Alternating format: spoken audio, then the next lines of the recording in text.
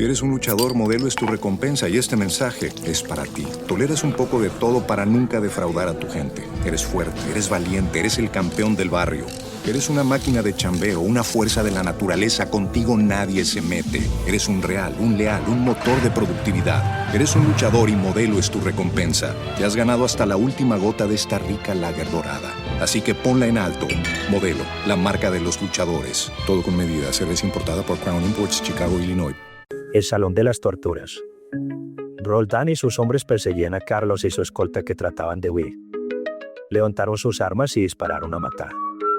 Una de las balas atravesó el hombro izquierdo de Carlos Castaño. El jefe paramilitar intentó incorporarse, pero inmediatamente observó que los cañones de los fusiles estaban a 2 metros de distancia.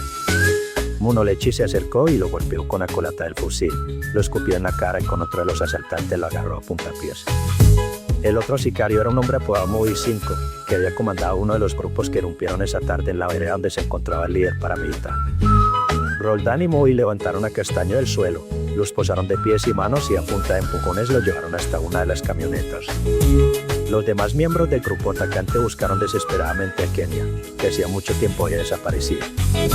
No obstante, creían que aún se encontraba en la zona y pretendían eliminarla. Al no encontrarla, Moby le preguntó a Castaño por ella. Resignado a su suerte, el jefe paramilitar no respondió a la pregunta y Roldán le propinó varios golpes para hacerlo hablar. Entonces Monoleche y sus hombres se alejaron del sitio y llevaron a Castaño hasta una finca de su propiedad conocida como El Policía, cerca de Montería. Allí llegaron hacia las 3:15 de la tarde. Roldán autorizó registrar el inmueble con el propósito de encontrar a la esposa de Castaño. Pero no estaba.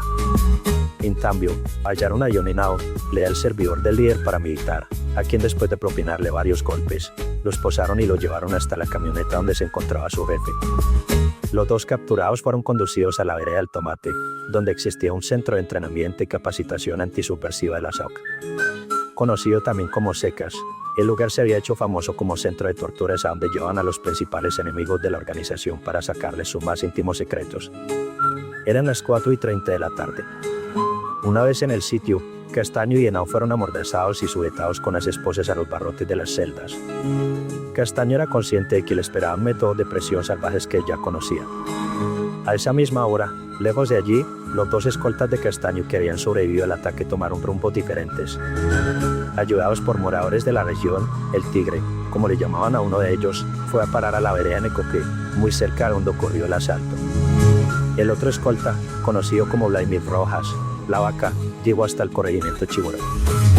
Una vez a salvo reportaron los hechos a la esposa de Castaño, que sin pensarlo 2 veces salió con su hija Rosita, su enfermera y sus 2 escoltas rumbo a Montería. Mientras tanto, en la finca donde Castaño y su hombre de confianza eran torturados, se vivían momentos espantosos. Mientras el jefe paramilitar resistía todo tipo de vejámenes, y no pedía que acabaran con su vida. Roldán rasgó la ropa de Castaño y acto seguido le aplicó choques eléctricos por todo el cuerpo. Posteriormente le cubrió la cara con una bolsa plástica y cuando Castaño se sentía morir, su verdugo le retiraba la bolsa para que respirara de nuevo. Por el lado de Henao, las cosas se ponían peores. Moby le preguntaba por el paradero de la esposa de Castaño y como este no respondió le arrancó una oreja con un filoso cuchillo. Luego le rociaron alcohol en la oreja cercenada y le cauterizaron la herida con una plancha caliente. Durante esa tarde y la madrugada del 16 de abril, Castaño y su fiel servidor fueron sometidos a los métodos más crueles acostumbrados en ese entonces por los paramilitares. Al día siguiente, la esposa de Castaño le reveló a la prensa la desaparición del jefe paramilitar y aseguró que 2 escoltas que se encontraban con él y que habían sobrevivido al ataque podían confirmar lo que ella decía. El gobierno ordenó el traslado a Bogotá de uno de ellos, mientras el otro sobreviviente, que conocía perfectamente los métodos de presión de la SAUC, prefirió alejarse por completo del panorama nacional y desde un extraño lugar hoy guarda silencio. Las cosas para Castaño en el lugar donde lo torturaban se agravaron con la denuncia de su esposa.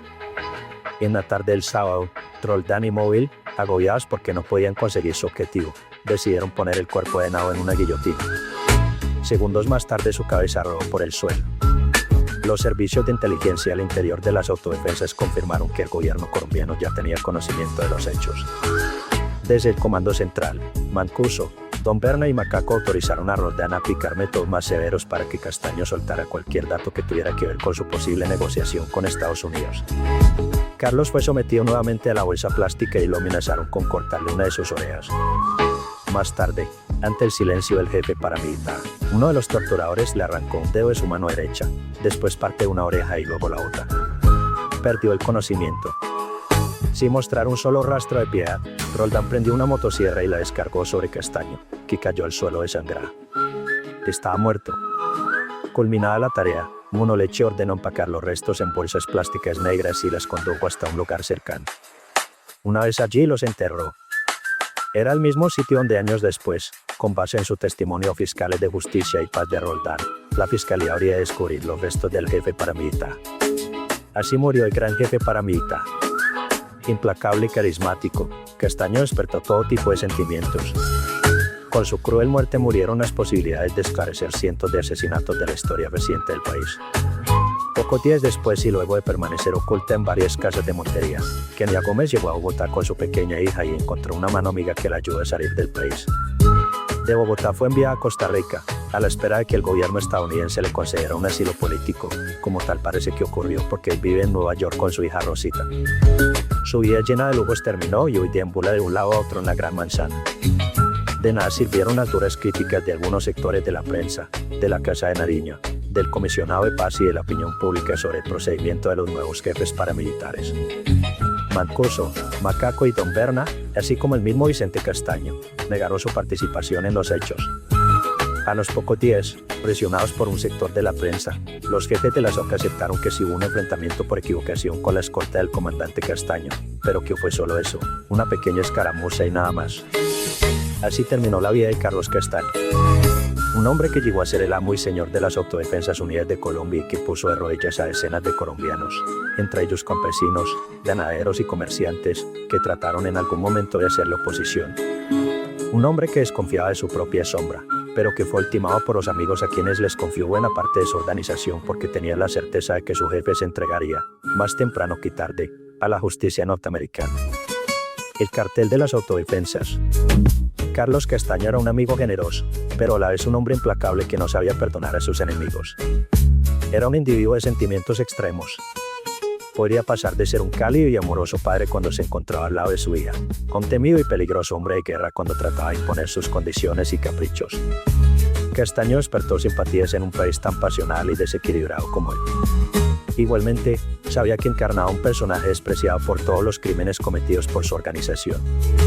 Nació el 15 de mayo de 1965 en Amalfi, noreste de Antioquia, de la unión de su madre Rosa María Aquila y su padre Jesús Antonio Castaño.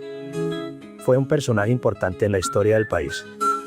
Creó un grupo que tenía como eje principios filantrópicos, pero pasó a asesinar a hacendados, ganaderos, industriales, comerciantes, periodistas, campesinos y gente del común. Trabajó y se enfrentó a Pablo Escobar y a su máquina de muerte, arrinconó a la guerrilla colombiana. Dejó huérfanos y viudas regadas por todo el país. Cultivó, procesó, exportó y vendió cocaína en grandes cantidades. Secuestró políticos y dirigentes del país, entrenó y organizó escuadrones de la muerte. Ocupó primeras páginas de periódicos a nivel mundial y espió para el gobierno y para los narcos. Aunque se involucró con el narcotráfico, es innegable que tenía claro en su mente una ideología contrainsurgente que pronto se desbordó en barbarie. Contrario a la actividad de su hermano Vicente, que vendía franquicias de la SAUCA al narcotráfico y hacía esto un negocio personal, Carlos adquiría armamento y preparaba a sus hombres para la lucha antisubversiva. Claro está que lo hacía con el dinero que le dejaba el narcotráfico. Castaño seguía aquí el objetivo primordial de las autodefensas creadas por su hermano Fidel de la mano del mayor del ejército Alejandro Álvarez Henao y de Henry Pérez. Pero con el paso de los años, esas autodefensas, que en un principio tenían como meta responder a las agresiones de la guerrilla en distintas zonas del país, pronto pasaron a cumplir operaciones sicariales y de narcotráfico al lado de Pablo Escobar, entonces jefe del cartel de Medellín. Pero algo ocurrió y se volvieron luego contra el poderoso narcotraficante. Estratégicamente, para sobrevivir se entregaron al mejor postor. Se aliaron al cartel de Cali y por último al cartel del norte del Valle.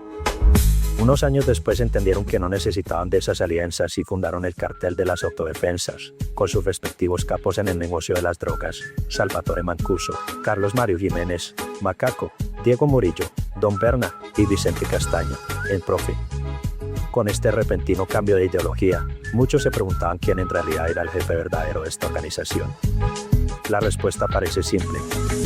El trono no tenía quien lograra consolidar su ala financiera y su capacidad militar a costa del narcotráfico, como en efecto sucedió. ¿Qué habría pasado si Castaño hubiera contado toda su verdad? ¿Qué habría sido el país si el mundo entero se hubiera vivido 5 años más? La narcoagenda. Desde la muerte de Carlos Castaño y hasta antes de ser recluidos en la cárcel de Itagüí, en Antioquia, las autodefensas habían perdido el norte. Cada uno de los jefes tenía agenda propia y en cada región cometían toda clase de delitos sin rendirle cuentas a nadie. Se convirtieron en un ejército de narcotraficantes y se especializaron en el lavado de dinero. Desaparecido Carlos Castaño, los demás comandantes tenían abierto el salvoconducto para asesinar a cualquiera de sus integrantes que quisiera imponer los principios ideológicos de la SAUC sobre el narcotráfico.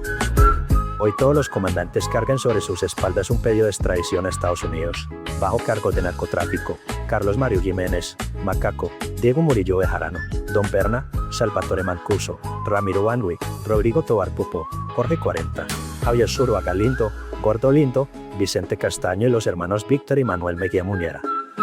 Por eso, y con la persecución de la justicia norteamericana respirándoles encima, los jefes paramilitares se apresuraron a entrar en un proceso de paz con el gobierno del presidente Uribe, el cual expediría la ley de justicia y paz que los exoneraba en principio de ser extraditados a Estados Unidos. En medio del proceso de paz, los grupos de autodefensa se dividieron en dos frentes. Por un lado, Carlos Mario Jiménez y Diego Murillo encomendaron a Rogelio Aguilar, el Flaco, el manejo de las temidas oficinas de Itagüí y Envigado en Antioquia. Se trata de una especie de sucursal del narcotráfico desde donde se maneja toda la red de sicarios al servicio de los jefes del paramilitarismo de esa región del país. Por otro lado, Jorge 40 y Salvatore Mancuso tomaron el control de la costa caribe para acrecentar sus riquezas con el narcotráfico. Los demás jefes paramilitares se repartieron el resto del país. Lo cierto es que con todo este embrollo de situaciones y de la creación de nuevos grupos de autodefensa dedicados de lleno al narcotráfico, la muerte de los principales líderes del grupo rebelde aún no se resuelve. Es posible que la responsabilidad por la muerte de Carlos la tenga su hermano Vicente, como también tendrá la respuesta del paradero misterioso de su hermano Fidel. La realidad del conflicto nos ha convencido de que nada de lo que podamos imaginar es increíble. ¿Qué pueden hacer las leyes en Colombia donde el dinero es rey? Y en ese mundo de conspiraciones cualquier cosa puede pasar. Se puede engañar todo el tiempo a una parte del pueblo y a todo el pueblo una parte del tiempo. Pero no se puede engañar todo el tiempo a todo el pueblo. Rakatir infrontan carapto organizations, rico. Desde Estados Unidos llegaban noticias desalentadoras con las que no contaban los narcotraficantes en Colombia. Luego de un año de maratónicas jornadas y operaciones encubiertas, se lograba acusar, de manera individual, a cada uno de los grandes capos del cartel del norte del Valle, bajo la ley RICO, Racketeer Influenced Character Organizations, que les concede atribuciones a los fiscales americanos para que puedan acusar, juzgar y condenar al jefe o cabecilla de una organización narcoterrorista, por cualquier delito cometido contra el gobierno norteamericano. Esta sería, desde ese momento, la consigna del Departamento de Justicia de Estados Unidos en su política de lucha contra las mafias colombianas. De igual forma, todos los miembros de una misma organización, llámense recolectores, procesadores, transportistas y comercializadores del alcaloide, se considerarían culpables del mismo delito. Además, la ley RICO facultaba a los fiscales para juzgar a sus procesados por delitos cometidos 20 años atrás. Después de muchas reuniones con informantes y una labor conjunta entre la DEA, las Cortes de Nueva York y Miami y las agencias FBI y EIC, finalmente, el 29 de abril de 2004, el Departamento de Justicia acusó formalmente a los líderes del Cártel del Norte del Valle, no solo por el delito de narcotráfico, sino también por conspiración para el lavado de dinero. La misma justicia estadounidense resaltó que no solo serían los narcotraficantes de los cárteles colombianos los únicos procesados en su país. También serían juzgados los grupos al margen de la ley como los paramilitares y la guerrilla, especialmente las FARC, que ya se advertían comprometidas con el tráfico de droga. Así lo resaltó el Procurador General de Estados Unidos John Ashcroft dirigiéndose en una rueda de prensa a los cabecillas de estos grupos. Donde quieran que estén los encontraremos y los castigaremos. De algo pueden estar seguros los narcotraficantes con esta política antiterrorista del gobierno norteamericano. De morita habrá, pero rebajita, ninguna, concluyó Ashcroft. El agente de la DEA Lou Macchioni trabajó de la mano con los más importantes informantes para configurar sus expedientes. Al cabo de varios años logró abrir la compuerta para que Estados Unidos arrancara en firme el proceso judicial contra todos los narcotraficantes de Colombia. Esa puerta de ahora en adelante se abría de par en par, con la seguridad para la gente de judicializar hasta el más incrédulo de los narcotraficantes. De esta manera, el delito de narcotráfico, que era juzgado de manera individual, fue evolucionando con los años hasta convertirse en un delito colectivo. Y la ley Vícoro lo llamó conspiración. La razón de esos cambios se sustentaba en el hecho de que el delito de narcotráfico, basado en una cadena de situaciones, no podía ser cometido por una sola persona. Al mismo tiempo, el gobierno estadounidense ofreció pagar $5 millones a quien entregara información que condujera a la captura de Juan Carlos Ramírez, Bilber Alillo Varela, Diego Montoya Sánchez, Gabriel Puerta Parra, Carlos Alberto Rentería. El primero en caer víctima de la persecución fue Gabriel Puerta, el 7 de octubre de 2004, en el municipio de La Vega, Cundinamarca. A esto se le sumó que los narcotraficantes comenzaron a ofrecer gruesas sumas de dinero a quien brindara información sobre la ubicación de otro capo y así permitir su captura. Esto hacía más estresante el fenómeno del narcotráfico, pues se convertían en los únicos delincuentes del mundo por cuya cabeza pagan en forma simultánea la justicia norteamericana, los narcotraficantes, las autoridades colombianas y los afectados por la guerra. En esta esquina, los machos, en esta otra, los rastrojos. La guerra en el norte del valle no paraba. Diego Montoya y Bilber Varela comprendieron que la lucha sería larga. Por eso optaron por ocupar terrenos donde sus grupos se hacían más fuertes y desalojar otros en los que se consideraban vulnerables. Teta. Varela se apoderó con sus hombres del cañón de Garrapatas y, por derecho propio, de las rutas del narcotráfico por las costas de Chocó, en el Océano Pacífico. Ese terreno inhóspito e inexpugnable se convertiría de ahora en adelante en santuario de protección tanto para él como para sus hombres. Por su parte, Varela se hizo dueño de algunos municipios del Valle del Cauca y Nariño e hizo presencia en algunas ciudades del eje cafetero como Pereira, Armenia y Manizales, así como en algunas zonas de la costa atlántica desde donde despachó barcos repletos de cocaína. A medida que pasaba el tiempo y los intentos de acercamiento de los narcotraficantes con el gobierno no prosperaban, Varela y Montoya comprendieron que era necesario utilizar los mismos métodos de las autodefensas creando escuadrones de la muerte para que se enfrentaran a las fuerzas regulares del Estado. En ese sentido armaron campesinos, recolectores de café y cortadores de caña y los estrellaron militarmente bajo las órdenes de antiguos oficiales del ejército y de la policía. Con ello pretendían presionar al gobierno y conseguir el mismo trato que se les daba a las autodefensas. Varela armó 700 hombres bajo el mando de Diego Restrepo y las denominó Rondas Campesinas Populares, RCP. No lejos de allí, Diego Montoya hacía lo mismo. Reunió a más de 3.000 hombres en una organización denominada Autodefensas Unidas del Valle, AUV. Este grupo fue concebido con las mismas características de las Autodefensas Unidas de Colombia, incluso utilizaba las mismas prendas de vestir. Los narcotraficantes del norte del valle no entendían por qué el gobierno les daba un trato preferencial a los paramilitares si la mayoría de ellos mantenían intacto su esquema ligado al narcotráfico. Varela y Montoya no estaban dispuestos a perdonar que mientras ellos eran perseguidos por la justicia local y de Estados Unidos, Mancuso, Macaco, Don Berna y los hermanos Mejía Muñera, entre otros, hablaran de paz en una mesa de negociaciones y terminaran disfrutando las mieles de la victoria mientras traficaban como locos. Afanados por el asedio de los organismos de inteligencia norteamericana, los dos capos agruparon a sus hombres y los organizaron en 5 frentes. Montoya integró a su grupo a Pedro Pinea, Pispis, Amar Varela García, Capachío, Quindando Rodríguez, el señor de la camisa, y a otros conocidos como Rebusque, La Iguana y su hermano Eugenio. Por otra parte, Varela hizo lo propio y reunió a Julito, al Cabezón, a la Remáquina, a Rastrojo y a Combatiente. Todos amigos y cercanos colaboradores del capo en el crimen organizado. Armadas las estructuras, Varela y Montoya creyeron que era el momento propicio para retomar la confrontación entre ellos. Si Varela concentraba su estrategia en adelantar tareas de inteligencia que permitieran dar pasos en firme, Montoya respondía con los crímenes indiscriminados a personas que pertenecieran al servicio de su archienemigo. La vendetta era terrible y familias enteras sufrían las consecuencias de esta guerra. Esas retaliaciones no se limitaban a los dos bandos. Desde ese momento, los narcotraficantes de cualquier organización que incumplieran una cita, que no se reportaran a tiempo, que tuvieran acercamientos con el gobierno o con la justicia de Estados Unidos, eran marcados con el INRI y la sospecha y tarde o temprano terminaban muertos. Cualquier método de presión, de intimidación o delación, valía en esta confrontación. A mediados de mayo de 2004, un helicóptero al servicio de Diego Montoya inundó los pueblos del norte del valle con millones de hojas volantes firmadas por un grupo denominado Los Machos. Cuídense, hijos. Los niños buenos se acuestan temprano, los malos los acostamos nosotros, decía el comunicado. De esa manera nació un nuevo grupo al servicio de este narcotraficante. La respuesta de Varela no se hizo esperar y a la semana siguiente una avioneta de fumigación a su servicio regó por la misma área miles de panfletos firmados por otro grupo denominado Lo Rastro. Los panfletos decían, para un macho, otro más macho. Por esos mismos días, apoyado en la tecnología virtual, Varela creó una página de internet a la cual se podía acceder con la dirección 3ubs.denunciapublica.net. Desde allí denunció abiertamente a Montoya y mostró algunas fotografías del que ni siquiera los organismos de seguridad del Estado tenían en sus archivos. La guerra era como para alquilar balcón. Al enterarse de esto, Montoya intentó bloquear la página virtual de Varela, pero no pudo. Por esa razón creó un portal similar cuya dirección 3ubs.lapruebainminente.8m.net era visitada de manera frenética. En ella se denunciaba, entre otras cosas, que Varela era un ex sargento de la policía, que contaba con el respaldo de buena parte de esa institución. A esa altura del conflicto no importaba el resultado. Lo cierto es que muy pocas personas sobrevivirían a esta guerra de carteles.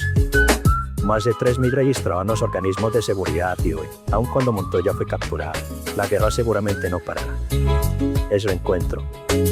En Miami la situación para algunos narcotraficantes parecía aclararse y con eso se demostraba que efectivamente el sometimiento era la única alternativa viable para enmendar el tortuoso camino que el destino, la sociedad y la falta de oportunidades les habían impuesto.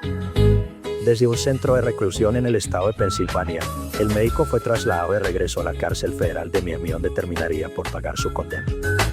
Allí se encontró con la Flor.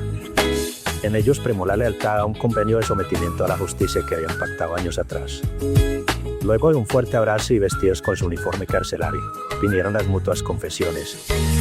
¿Qué hubo, marica? ¿Qué haces aquí?, preguntó algo sorprendido el médico. Pues hace unos días fui a la corte a recibir una reducción de sentencia, contestó su interlocutor. ¿Y cómo te fue? Muy bien. Solo que se presentó un pequeño inconveniente. El día que acudí a la corte fiscal le pidió al juez que me diera 30 días para entregarme y el juez lo negó. Allí mismo salieron los Marshals, me esposaron y me metieron de una vez al edificio federal, relató la Flor. ¿Cómo están las cosas en la calle?, indagó el médico, desinformado. Muy duras.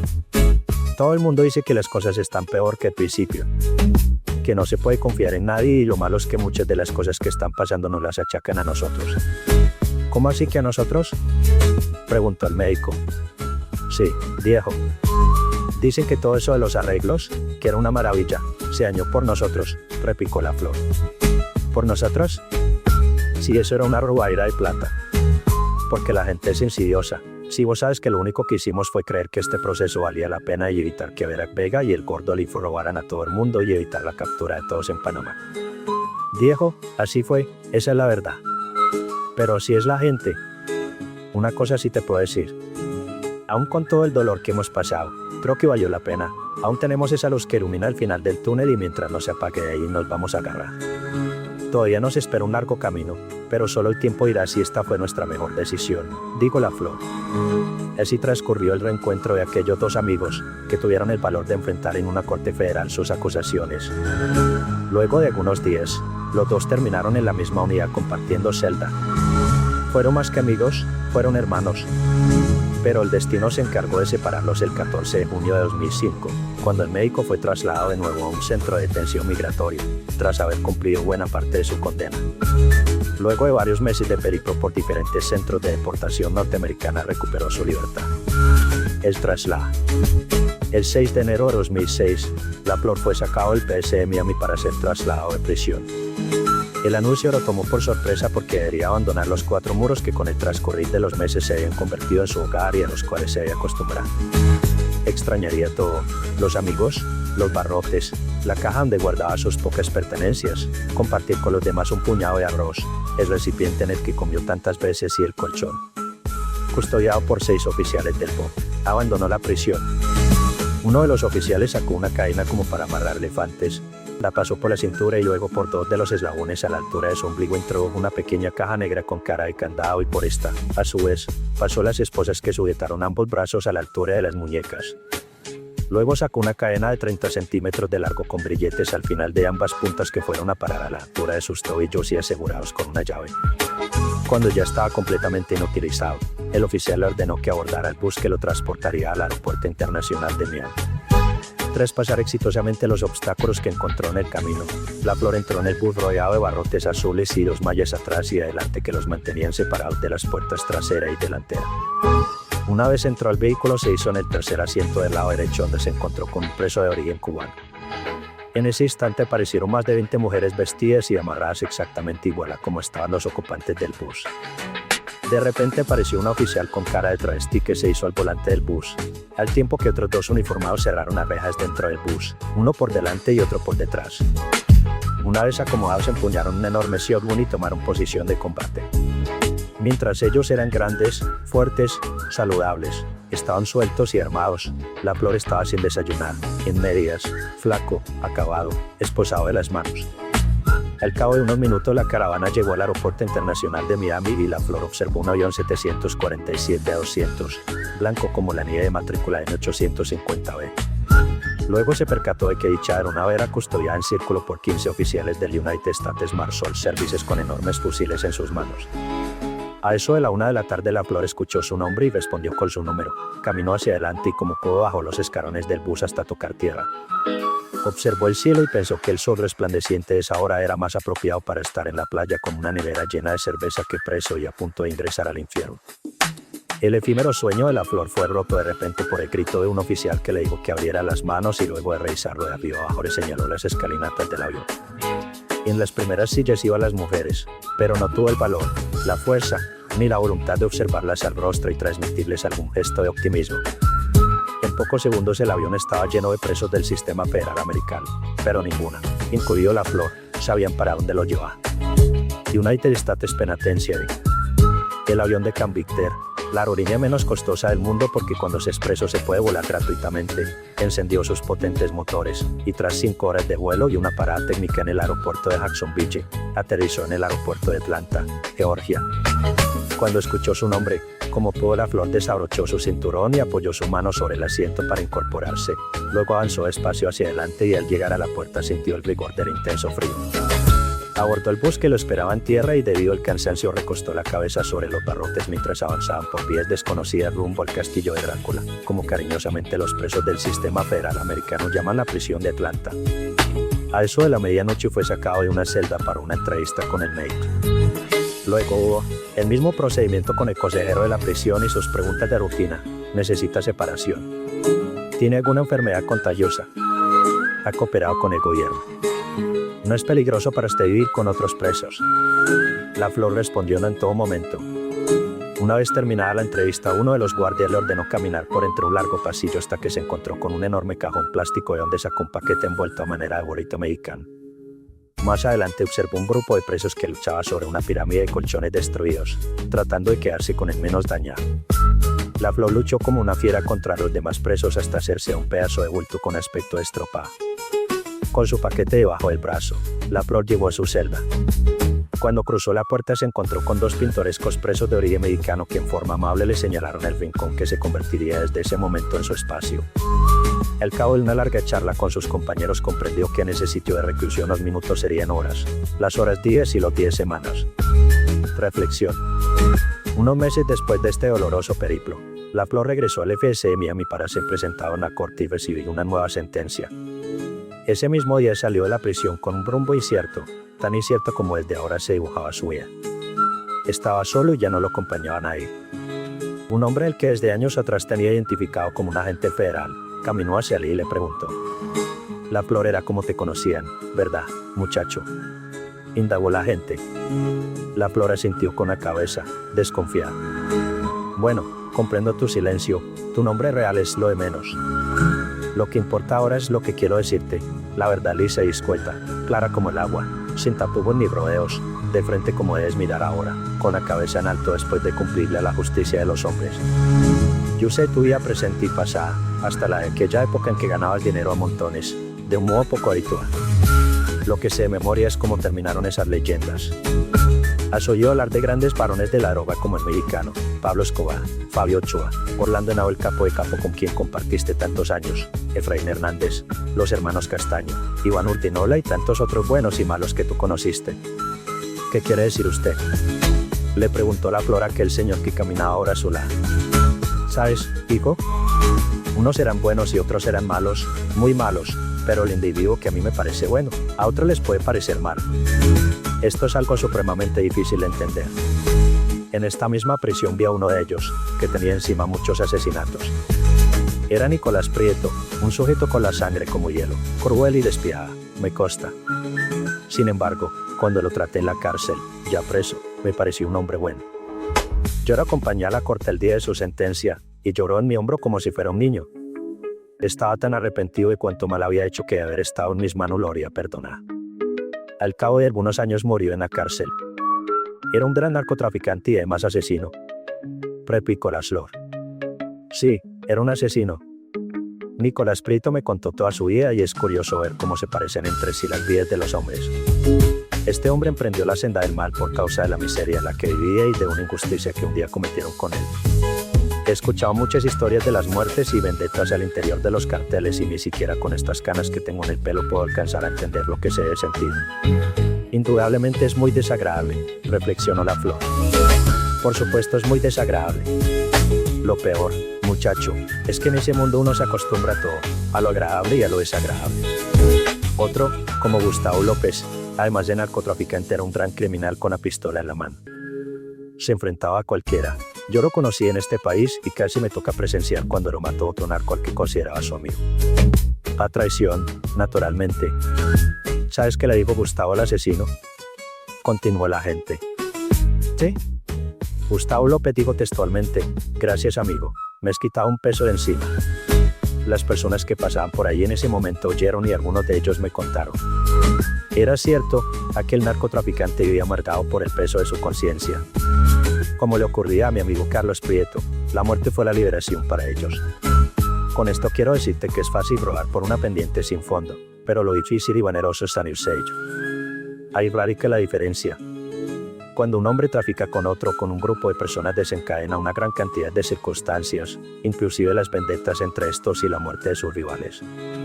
Parece como si una maldición de magia negra los persiguiera desde el momento en que empiezan a ascender. Será porque así lo vieron ellos. A mí también me tocó vivir circunstancias que no afectaron mi espíritu. Por eso estás libre, muchacho. Eso se dice fácilmente, hijo, pero en ese mundo lo difícil es cumplir. Mucha gente que estaba contigo en la prisión te ha visto salir. Esa gente se lo irá a otros, luego esos otros a otros y así empiezas a sonar nuevamente en la calle como si fueras una leyenda.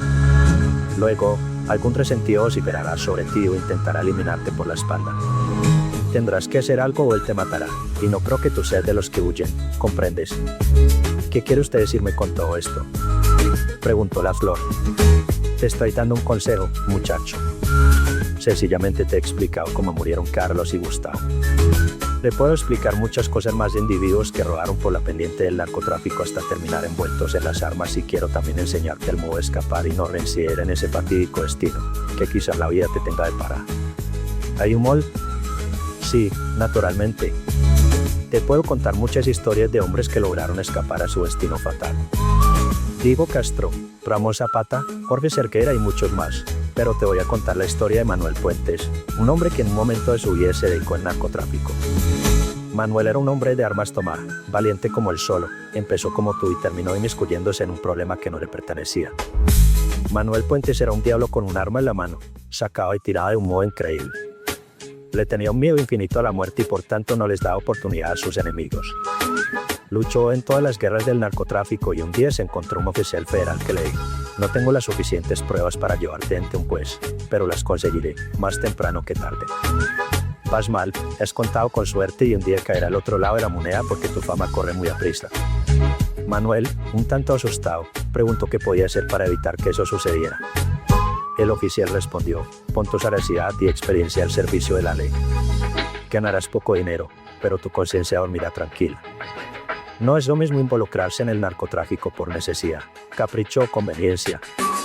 Dígame una cosa, señor, ¿no es usted el oficial que leyó ese consejo a Manuel Puentes? Preguntó la Flor, sagaz. No. Yo fui quien lo recibió. Mi nombre era Manuel Puentes. ¿Nos caíos? Después de que la Flor recobró su libertad, sucedieron muchos acontecimientos que estremecerían el ya agitado narcomundo y evidenciarían, una vez más, que el narcotráfico es el mayor proveedor de muertes en nuestro país. En septiembre de 2005 y víctima de las balas de Varela cayó Pispis, aliado del bando de Diego Montoya. Luego, el 15 de enero de 2007, el hermano consentido de Montoya, su mano derecha, fue capturado en una finca del Doyo, Valle, cuando estaba reunido con varios abogados estadounidenses, entre ellos Irwin Lichter y Joaquín Pérez, con quienes discutía los términos de su entrega a la justicia de Estados Unidos. Pero el cálculo falló y como no contaba con que los organismos de inteligencia colombianos hicieran su trabajo, bajó la guardia. Las autoridades le cayeron en la finca gracias a información suministrada por delatores que señalaron el sitio exacto de la reunión. Como si fuera poco, su selecto y grupo de escoltas entrenado en Israel se esfumó apenas llegaron las patrullas. Otra historia inconclusa es la de Hernando Gómez Bustamante, rasguño, extraditado a Estados Unidos el 19 de julio de 2007, 4 meses después de su deportación de Cuba. El capo fue presentado en una corte donde la fiscal Bunny Clapper, quien lo persiguió por más de 12 años, lo acusó de narcotráfico. Tras unos meses de reclusión en la celda de castigo de una prisión en Brooklyn, Rasguño decidió contar todo y delató a quienes en algún momento hicieron parte de su estructura mafiosa. Esta confesión no le garantiza ningún tipo de beneficio por cooperación, pero sí evidencia que el cartel de los sapos es el más sólido de los carteles. Por el lado de Chupeta las cosas fueron parecidas. Por más de 3 años las autoridades le perdieron el rastro, pero el mismo informante que señaló el lugar de las carretas con dólares entregó fotos y datos precisos que confirmaron que el narco se había modificado la cara para burlar a la policía y vivía en una urbanización de lujo en las afueras de Sao Paulo. Hasta que finalmente el 7 de agosto de 2007 las autoridades siguieron a la esposa de Chupeta y de esta manera lograron llegar a la guarida del capo, que no puso resistencia y fue conducido a una prisión brasileña desde donde hoy busca desesperadamente ser extraditado para ingresar al único cartel que sobrevivió, el de los sapos. El último de estos grandes capos que terminó tras las rejas fue Diego Montoya, que no contaba con que el informante que dio pie a su captura tenía visa americana. El segundo hombre más buscado por el FBI cayó en el Valle en una operación del ejército. Pasados los días mi teléfono no paraba de sonar. Todo el mundo quería saber si yo sabía algo sobre lo que estaba ocurriendo en Mérida, Venezuela. Narcos, ex-narcos, policías, ex-policías, chismosos, todo el mundo. Como si fuera una premonición sobre el futuro de Varela. El universo parecía haberle jugado una mala pasada. Desde algún lugar de su querido Valle del Cauca, un sector del gremio al que tanto le sirvió se confabuló en su contra para decretar su muerte. Ahora en ausencia de Diego la importancia de Varela como cabeza del enfrentamiento con la organización tribal pasaba a un segundo plano. Sus hombres sabían que si querían ascender en la pirámide del narcotráfico deberían eliminarlo. Hasta Mérida, Venezuela, viajaron Combatiente y Diego Rastro. El 28 de enero de 2008, con el pretexto de poner al tanto a su jefe sobre los últimos acontecimientos. Un día después, Varela, zorro como el solo, lo citó en un hotel en las afueras de la ciudad, pero no contaba con que sus lugartenientes habían escogido el camino más corto, traicionar a su jefe. Combatiente y Rastrogo cumplieron la cita, y cuando todo parecía normal, Combatiente pidió permiso para usar el baño. Pocos minutos después salió de sí. Varela, sentado en el sofá de la sala, le daba la espalda. Solo bastaron segundos para que los primeros impactos de la 9 milímetros de Combatiente penetrara la humanidad de su jefe. Rastrogo hizo lo propio con el escolta de Varela, mientras Combatiente remataba sin piedad al hombre herido de muerte. 4 disparos dieron blanco sobre su cabeza. El Todopoderoso pasaba la historia. Hombres leales a Varela juraron vengarse, mientras los conspiradores les declaraban una guerra. Una guerra como las tantas que han acabado con cientos de vidas desde hace décadas. Otra guerra tan inútil como la que libraron Diego Montoya y Varela, que hoy están fuera del negocio. Gracias por escuchar. Atento porque venimos con más contenido. Que vaya genial.